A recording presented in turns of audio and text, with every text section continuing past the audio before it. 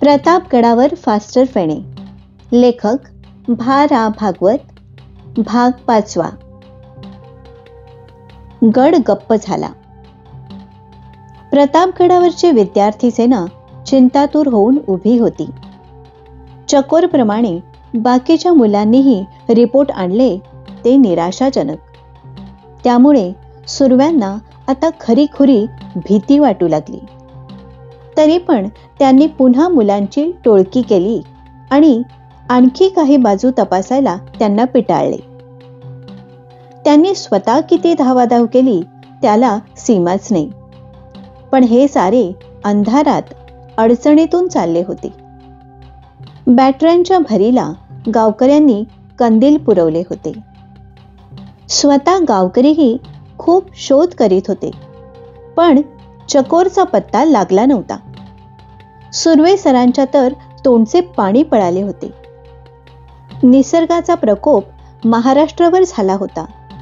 शेकडो वर्षातूनच क्वचित उद्भवणारे भूकंपासारखे संकट, त्याचे अवतीभोवती तांडव चालू होते. आपल्या ताब्यात 20 कोवळी मुले घेऊन हा 25शीतला तरुण प्रतापगडावर ट्रिप काढतो काय, आणि त्याच वेळी पायाखालची धरणी फाटते काय. आणि 20 लहान लहान मुलांना सांभाळण्याची जबाबदारी आपल्यावर आहे ही जाणीव मनाला सचिंत करते न करते तो त्यातला एक मुलगा आधीच गायब झाल्याचे कळते आणि पुन्हा चरका बसतो पृथ्वी दुभंगल्याचा. तुम्ही म्हणाल, एकटा सुभाष आणि फास्टर फेणेचं काय? एवढा फेमस पोटा तो, त्याची कुणालाच आठवण झाली नाही. उत्तर हे की बराच वेळपर्यंत नाही खरी आठवण झाली. तुम्हीच विचार करा, परिस्थिती काय होती. पहाटेचा काळोख, एकमेकांचे चेहरे सुद्धा कुणाला दिसत नाहीत आणि पुन्हा सुभाषच्या शोधासाठी सतत पांगापांग चाललेली. कोण जागेवर आहे आणि कोण नाही हे सुद्धा कुणाच्या लक्षात येत नव्हते. कान लागलेले भूकंपाचा हादरा पुन्हा केव्हा बसतो याकडे, डोळे लागलेले सुभाषच्या वाटेकडे. याखेरीज दुसऱ्या गोष्टींविषयी अन एकमेकांविषयी तरी विचार करायला वेळ कुणाला होता? ज्याच्या बरोबर तो गेला होता त्या चकोर देशमुखला सुद्धा कळले नाही आपण फास्टर फेणेची गोष्ट केव्हा ने कशी विसरलो. सुर्वे सरांना त्याने रिपोर्ट दिला तेव्हा सरांनी विचारले, बनेश फेणे कुठे आहे? आणि हा म्हणाला होता, आहे, येतोय. पण मग बऱ्याच वेळाने जेव्हा मित्रांशी बोलताना त्याला आठवण झाली तेव्हा तो चरकलाच. काय झालं? शरद शास्त्रीने विचारलं. बन्या, फास्टर फेणे कुठे आहे? म्हणजे काय, काळोखात कोणाला एवढे दिसले नसेल? पण शरदने तोंड जरा वाकडे केले होते, कारण आपली साथीदारी बन्याने नाकारली याचा थोडासा राग त्याला होताच. तुझ्याच बरोबर होता ना, आणि तूच विसरतोस? अरे पण मी केव्हाच आलो, तो थांबला होता याच्यासाठी. चकोरने करंगळी वर केलेली पाहून काही मुलांना हसू फुटले. अजून आला नाही, रावणच दिसतोय, कोणीतरी जोक मारला. पण विनोद करण्याची ती वेळ नव्हती. सर्वांचेच डोळे आता ताणले होते. जणू जोशी म्हणाला, तो एकटाच तर सटकला नसेल ना मित्राला शोधायला? नेम नाही, फास्टर फेणे आहे तो. मलाही तीच भीती वाटतेय, कारण रात्री सुभाष उठून दाराकडे गेला तेव्हा आपण स्वस्थ निजून राहिलो ही त्याला चुटपुट लागली होती एकसारखी. इतक्यात सुर्वे सर गावकऱ्यांना भेटून परत आले. ते येतात न येतात तोच सर सर असे कुजबुजत मुलांचा घोळका त्यांच्या भोवती जमला. काय म्हणता? भरीत भर म्हणून ही नवी बातमी कळली तेव्हा मास्तर अगदीच हबकले. कितीतरी वेळ ते नुसता वासून जागच्या जागी उभे होते. त्यांच्या डोक्यात घोंगावत होते शेक्सपियरचे एक वाक्य, संकटे कधी एकट्याने येत नाहीत, पलटणी करून येतात. संकटांची ही पलटणच अंगावर आली होती खरी. सुर्वे सरांना या नव्या वार्तेने हतबुद्ध केले. थोड्या वेळाने एक आवंडा गिळून ते म्हणतात, मित्रांनो, प्रसंग फार गंभीर आहे. पहिल्याने सुभाष देसाई आणि आता फास्टर फेणे. या धाडसी उतावळ्या पोराची कीर्ती माहीत असूनही मी त्याला धाडलं हेच माझी चूक. त्याला इथेच शेकोटीजवळ बसवायला पाहिजे होतं. शेकोटीजवळ तरी तो स्वस्थ बसला असता का? शरद शास्त्री पुटपुटला. पण त्या पुटपुट्यात राग नव्हता, कौतुक होते. राग केव्हाच विसरला गेला होता. त्याने वेगळीच काहीतरी आग लावली असती, तो पुढे म्हणाला. सुर्वे काही वेळ गप्प होते. मग म्हणाले, आता उगाच धावपळ करू नका. गावकऱ्यांचं मत असं आहे की दिवस उजाडण्याची वाट पाहावी. काळोखात आपण जास्त काही करू शकत नाही. फार वेळ थांबायला नको. ते पहा, पूर्वेला तांबडं फुटतंय. तांबडं नाही ते, तो कुठेतरी वणवा पेटला आहे. असा संवाद होत आहे तो दुसरेच काहीतरी फुटले. पृथ्वीच्या पोटात पुन्हा धडधड धुडुम झाले आणि एकच गोंधळ उडाला. कुणी कुठे उड्या मारल्या, कोण कोणावर आपटले आणि कुणी कोणाला पाडले वा मिठ्या मारल्या, त्याचा काही हिशोबच राहिला नाही. आरडाओरडाही खूप झाला. त्या घराचं पत्रा पडला बघ. डोंगरावरचे धोंडे गडगडले असावेत. आवाज केवढा झाला. ती डगर पडली बघ. 15-20 सेकंद ही धामधूम चालू होती. मग तो हलकल्लोळ थांबला. धरणी मातेची गुरगुरही थांबली. भूकंपाच्या या ताज्या धक्क्यानंतर वानरसेना काही वेळ चिडीचूप बसली होती. मग एकेकाला वाचा फुटली. सुभाष अन फास्टर फेणे, काय झालं असेल त्यांचं? कुणीतरी प्रश्न काढला. काही झालं नसेल, सुर्वे सर कठोर स्वरात बोलले. आपल्याच आवाजात आपल्या भावना ते दडपीत होते. दोघेही सुखरूप असतील. तुम्ही काळजी करू नका. आपण थोड्याच वेळात पाहणीला जाऊया. आणखी तास 1.5 तास निघून गेला. पूर्व दिशा फटफटली. सूर्यबिंब वर याच्या आधीच प्रतापगडाने सर्वांना स्वतःचे दर्शन घडवले. प्रतापगड तोच होता, पण वरच्या घरांची किती पडझड झाली होती. कुणाचे पत्रे उडालेले, कुणाची कौले निखळलेली. गोठ्यात बांधलेली गुरे अजूनही केविलवाणी हंबरत होती. बकऱ्या बे बे करीत होत्या. लोक उदासवाणी तोंडे करून रात्री झालेल्या नुकसानीचा हिशोब करीत होते. कुणी पाहत होता घराकडे, कुणी आकाशाकडे, तर कुणी जमिनीला पडलेल्या लहान सहान भेगांकडे. डोंगरावरून गडगडत आलेल्या काही दगडधोंड्यांनी एका बकरीचा बळी घेतला होता, तर दुसऱ्या एका मोठ्या धोंड्याने एक लहानसे झोपडे भुईसपाट केले होते. विस्फारलेल्या डोळ्यांनी मुले ही दुर्दशा पाहत आहेत, तोच एक स्थानिक गृहस्थ हातात भली मोठी चरवी घेऊन आला.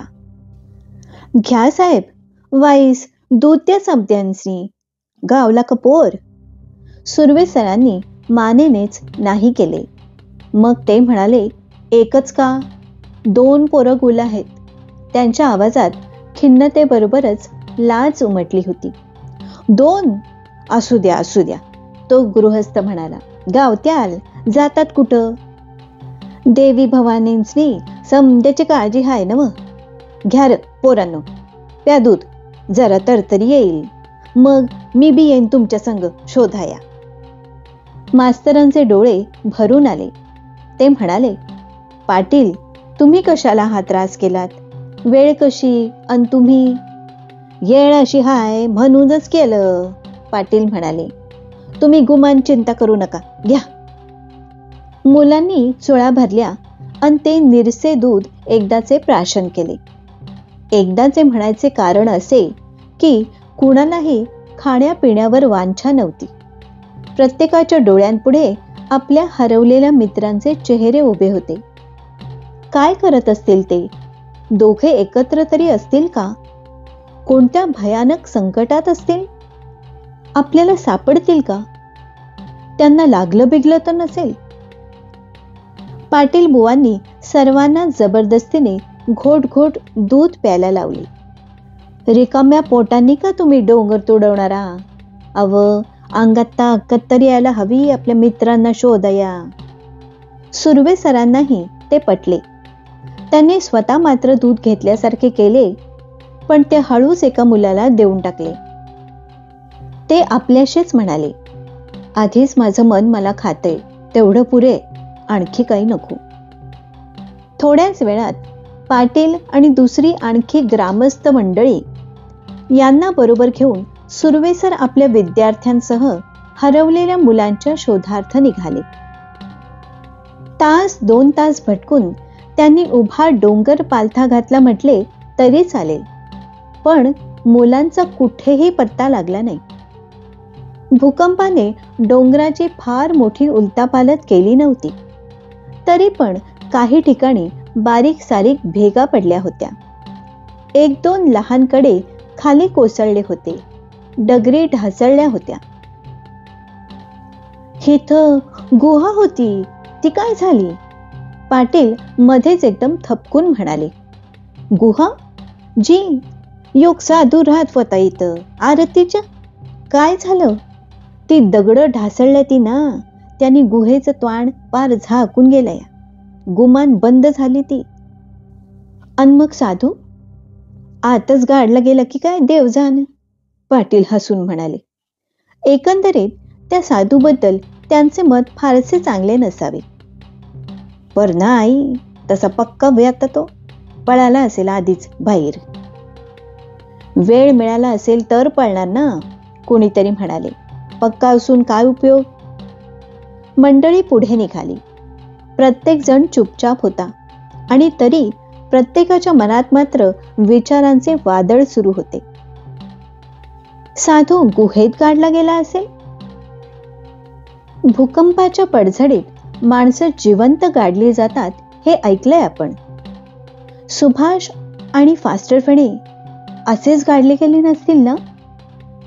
त्या अस्फुट भीतीने प्रत्येकाच्या काळजाला चरका बसला होता, पण कुणीही आपली शंका बोलून दाखवली नाही. जो तो आपल्याशी चूर होता. इतक्यात चकोरची दृष्टी कुठेतरी थबकली. तो एकदम उद्गारला, हेच ते झाड, याच चाफ्याखाली मी नि बने उभे होतो. आणि सुर्वे सरांनी विचारले, आणि काय?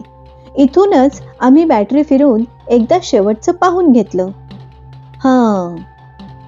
आता सकाळच्या उजेडातही सर्वांनी सगळ्याभर नीट पाहून घेतले आणि मग जड अंतःकरणाने मंडळी परत निघाली. सर्वांची तोंड आता गप्प झाली होती. गप्प नि म्लान. चकोर देशमुख तर फारच उदास दिसत होता. नुसताच उदास नाही, त्याला काहीतरी खवखवत होते. पुन्हा पुन्हा थांबून तो मागे पाहत होता. असं काय? माझे पाय हलत का नाहीत? हे चाफ्याचे झाड मला बोलवते का? पण नाही, आता थांबून उपयोग नाही. सगळं धुंडाळून झालं की आता सरच काय करायचे ते करतील. देवा, बन्यानी सुभाषला सुखरूप परत आण. मुक्काम गाठण्यापूर्वी सुर्वे सरांना पुन्हा एक धडधड ऐकू आली. ते थपकून उभे राहिले आणि स्वतःशी म्हणाले, नाही, ही धडधड भुईच्या पोटातली नाही, ही धडधड आहे या सुर्वे मास्तरांच्या छातीतली. पण मुक्कामावर पोचेपर्यंत सुर्व्यांनी स्वतःला सावरले होते. सर्वांचे प्रातर्विधी उरकून झाल्यावर सुर्व्यांनी धडाधड काही निर्णय घेऊन टाकले. मुलांना आपल्या भोवती गोळा करून ते त्या उपकारी गृहस्थाला म्हणाले, पाटील, मी आता पोरांना घेऊन खाली उतरण्याचा बेत केलाय. पुष्कळ शोध केला तुम्ही आम्ही. आता आपल्या हातात काही राहिलंय असं वाटत नाही. ते बी खरंच, पर मी चालू ठेवतो या तपास. इथल्या माणसांनी संघ घेऊन. करा करा, तुम्ही जरूर शक्य ते करा पाटील, पण मला आधी एक काम करायला हवं. खाली जाऊन पोलीस ठाण्यावर वर्दी द्यायला हवी. हां, ते बी होय करायला, पर खाली बी लई पडझड झाली म्हण. हो, झालीच असणार. सुर्वे सर पायथ्या पासच्या वस्तीवरून नजर फिरवीत म्हणाले. पण इथनं तरी विशेष काही झालेलं दिसत नाही. योग धनगराचा पोर आला मगासनी, तो सांगतो कोयना नगर शाप धुळीला मिळाले. सुर्व्यांनी कोयनेच्या दिशेला नजर टाकली. काही दिसत नव्हते. आकाश धुळीने भरल्यासारखे धुसर वाटत होते. खरं की काय, ते म्हणाले. म्हणजे कोयनेचे धरण गुमान फुटून छान गेलंय, पाटील उत्तरले. माणसं बी चिक्कार मेल्या ती, तो पोर सांगत होता. हां, मास्तर गंभीर बनले. प्रतापगडाच्या पायथ्याशी पण झालीच असेल पडझड. ती काय, एक मुलगा बोट दाखवीत म्हणाला. ती बघा, घरं पडली आहेत. ती भिंत अर्धीच उभी आहे बघा, दुसरा म्हणाला. काल देखील ती अर्धीच होती की काय, हे अर्थात कोणाला माहिती नव्हते. तरी पण काही भिंती, छपरे नि घरे देखील कोसळली होती यात शंकाच नाही. सुभाषच्या घरी दुर्बीण होती, त्याने आणली असती तर, कोणीतरी म्हटले. अन मग एकदम जीभ चावली, कारण खुद्द सुभाषच जागेवर नाही हे त्याच्या लक्षात आले. त्याला शोधायला कुठली दुर्बीण पुरली असती. फास्टर फणीकडे पण बायनक्युलर आहेत, दुसरा बोलला, आणि त्याचीही तीच गती झाली. पोलिसात मी खबर देतो. आणि सुर्वे सर म्हणाले, वाहनाची सोय झाली तर या सर्व मुलांना पुण्याला पाठवून देतो. लगेच बाल श्रोत्यातून उद्गार निघू लागले. नाही सर, आम्ही नाही जाणार. बन्या सुभाषला शोधल्याशिवाय आम्ही हलणार नाही. आम्ही स्काउट आहोत सर. आम्ही त्यांना शोधणार, ट्रॅक काढणार त्यांचा. पुण्यात आम्हाला चैन पडणार नाही.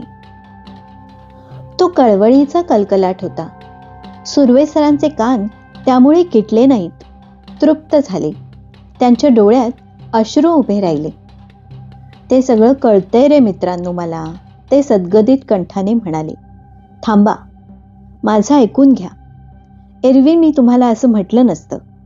उलट हरवलेल्या मित्रांना शोधा असंच आव्हान दिलं असतं.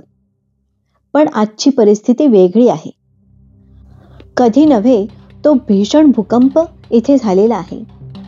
पुण्याला ही खबर केव्हाच पोचली असेल. कदाचित पुणेही हल्लं असेल. शक्य आहे. मुंबई सुद्धा हल्ली असणं शक्य आहे. आपण या भागात आहोत हे आपल्या शाळेत आणि घरोघर सर्वांना माहीत आहे. सारे जण काळजी करत असतील. तुमची जबाबदारी माझ्यावर आहे. तुम्हाला शक्य तितक्या लवकर पुण्याला पोहोचत करणं हे माझं कर्तव्य आहे. तसं मी केलं नाही तर तुमचे पालक मला काय म्हणतील याचा विचार करा. पण सर, सुभाष आणि फास्टर फणे, त्यांचा तपास जारीने चालू ठेवतोय. मी मागं राहणारच आहे. त्या दोघांच्या घरच्यांना तुम्ही दिलासा द्या. म्हणजे ते हरवलेत म्हणून सांगू नको सर. आपल्याला कोणतीही गोष्ट लपवून ठेवायची नाही, पण त्यांना घोर चिंता लागेल असं मात्र काही बोलू नका. तपास जोरात चालू आहे आणि लवकर शोध लागण्याची शक्यता आहे असं सांगा. अरे, एकदा हसल्यासारखे करून ते म्हणाले, तुमच्यावर एवढी सुद्धा पाळी येणार नाही. आपण खाली पोचेस तो पत्ता लागलाही असेल. मला तर वाटतं ते या गडबडीत गड उतरून खाली पळाली असतील आणि पोलीस चौकीवर सर्वांना माहीतही झालं असेल. हा नवा तर्क ऐकून मुलांचे चेहरे एकदम आशेने फुलले. पण काही जणांना मात्र हा युक्तिवाद मुळीच पटला नव्हता. आपले मित्र जर खाली पोहोचले असते तर एव्हाना त्यांनी कोणत्या तरी मार्गाने आपल्याशी संपर्क साधला असता याची त्यांना खात्री होती. शिट्ट्या वाजवल्या असत्या. सुभाष जवळ तर चांगली मोठी शिट्टी होती. सिग्नलिंग केलं असतं. काय वाटेल ते. फास्टर फेणे तर खाली गेला तसा परत वर आला असता एव्हाना पळत पळत. शेवटी सुर्वे सरांची सूचना, आज्ञाच खरं म्हणजे ती, सर्वांना मान्य करावी लागली. थोड्या दुरुस्तीनिशी. एक अपवाद त्यांना करावा लागला, चकोर देशमुखचा. चकोर मुळी हटूनच बसला. मी राहणार मागे सर, मी मुळीच ऐकणार नाही. बन्या हरवला तो मी बरोबर असताना, मी जबाबदार आहे त्याला. हे बोलत असताना चकोरला आठवत होते फास्टर फेणेचे शब्द. तोही असेच म्हणाला होता, सुभाष नाहीचा झाला त्याला मी जबाबदार आहे. अरे पण काही नाही सर, मी राहणार. असे बोलत बोलत चकोर इतरांपासून जो मागे हटला तो पार एका खोपटाला टेकून उभा राहिला. अरे हो, बरं बरं, राहा तू. पण मागं कशाला पळतोयस? खाली तरी येणार ना माझ्याबरोबर, की किल्ल्यावरच राहणार आहेस? आता किल्ल्यावरच राहणार. चकोरला हवे होते तेच सर बोलले. तो आता पुढे येऊन सुर्वे सरांना म्हणाला, सर, आम्ही दोघं ज्या वाटेने गेलो ना, तिथली जमीन इंचने इंच धुंडणार आहे मी. अरे पण आपण केलंच की ते. तरी पण पुन्हा एकट्याने नाही, तुला मी एकटा सोडणार नाही, सुर्वे सर ठामपणे उद्गारले. पण सर, हे पाटील काका आहेत की मला सांभाळायला, तुम्ही काळजी करू नका सर. सुर्वे सरांनी पाटलांकडे पाहिले. हा आणखी एक घोर तुमच्या मागे. माणूस मऊ सापडला म्हणून सारखं त्याला टोचीत बसायचं का, असेच जणू त्यांना म्हणायचे होते. आपल्याला पोराने काका म्हटल्याने खुश झालेले पाटील हसले. आत्तापर्यंत ते तंबाखू मळण्यात गर्क होते. आता गोळी तोंडात टाकून ते म्हणाले, पोराचा हट्ट हाय तर हा उद्या त्याच मास्तर. अव माझा लोकच हाय तो. 2 तासांनी मीच त्यासनी पोचता करीन पोलीस चौकीवर, मग झालं. आणि त्यांनी चकोरच्या पाठीवर थाप मारीत त्याच्याकडे प्रेमाने पाहिले. सुर्वे सर चकोरवर जरा नाराजच होते. ही आणखी एक चिंता आपल्या मागे याने लावून दिली अशीच त्यांची प्रतिक्रिया होती. आणि तरी आपल्या मदतीला एखादा मुलगा मागे राहिला तर त्यांना नको होता असेही नाही. पाटील बुवांबद्दल तर त्यांना पूर्ण विश्वास वाटत होता. त्यामुळे त्यांना ही उपसूचना अखेरीस मान्य करावी लागली. चकोरच्या अनेक मित्रांनी त्यांच्याकडे आहे बुवा च्या नजरेने पाहिले. सुर्वे सरांनी त्याला पुन्हा पुन्हा सांभाळून राहण्याबद्दल बजावले.